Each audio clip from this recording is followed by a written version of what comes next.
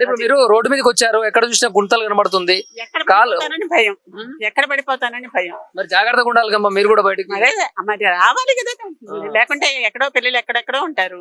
మేము పెద్దాడోళ్ళ నుంచి కాకుండా ఎవరు చేస్తారా ఇక్కడ పనులు? మాకు ఎవరు చేయరు కదా, మా పనులు మేము ఎక్కడ చూసినా చేసుకోవాలి కూడా కదా. ఎక్కడ కూడా రాళ్ళు రాళ్ళు రప్పలు. చూడండి ఒకసారి చూడండి. ఇది మొత్తం చూస్తుంటే రాళ్ళు రప్పలు గుంతలు, డ్రైనేజ్ నుంచి వాటర్ వస్తుంది. ఇవాళ రోడ్లు వేస్తారు, రేపు తవ్వేస్తారు. మళ్ళీ ఆ తవ్వింది కంప్లీట్ చేసేసుకోవాలి కదా, చెయ్యరు. ఎవరి ఇష్టం ఇచ్చినట్టు వాళ్ళు చదువుకుంటున్నారు అంతే. ఇది మాత్రం చాలా చాలా భయంకరంగా ఉంది మాకు. అంటే ప్రభుత్వము అధికారంలోకి వచ్చిన తర్వాత ఇక్కడ జూబ్లీహిల్స్ లో ఎవరు అధికారంలోకి వస్తే బాగుంటుంది అనుకుంటున్నారు మీ అంచనా ప్రకారం? ఏ పార్టీ వాళ్ళు వస్తే బాగుంటుంది? ఆ మాగంటి గోపీనాథ్ గారు ఉన్నా చేస్తానన్న వాళ్ళు చేస్తా ఉండేవాళ్ళు, కానీ ఆ సమస్యలు మాత్రం తీరటం లేదు. అప్పుడు తీరలేదు, ఇప్పుడు తీరలేదు. అప్పుడేం మాకు గొప్పగా లేదు, ఇప్పుడేం తక్కువ లేదు. కానీ అప్పుడు తీరలేదు, ఇప్పుడు తీరలేదు.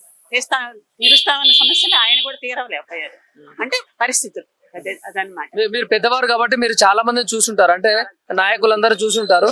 మీకు అవగాహన ప్రకారం, మీ నాలెడ్జ్, మీ జ్ఞానం ప్రకారం వీళ్ళు వస్తే బాగుంటుంది, వీళ్ళైతే సమాజానికి మంచి చేస్తారని ఏమన్నా? ఎవరు చేసినా అలాగే ఉందయ్యా.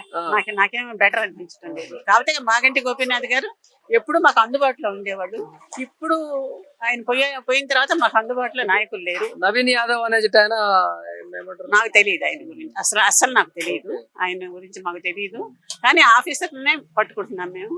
పట్టుకుంటే చేస్తామమ్మా అంటారు, అప్పటికప్పుడు టెంపరీగా చేస్తున్నారు, కానీ సరిగ్గా లేదు. థ్యాంక్ యూ అమ్మా. ఎండలో కూడా నిలబడి ఇక్కడ స్థానిక సమస్యల గురించి చెప్పారు. ధన్యవాదాలు. నేను మహిళా మండలి ప్రెసిడెంట్. సంతోషం.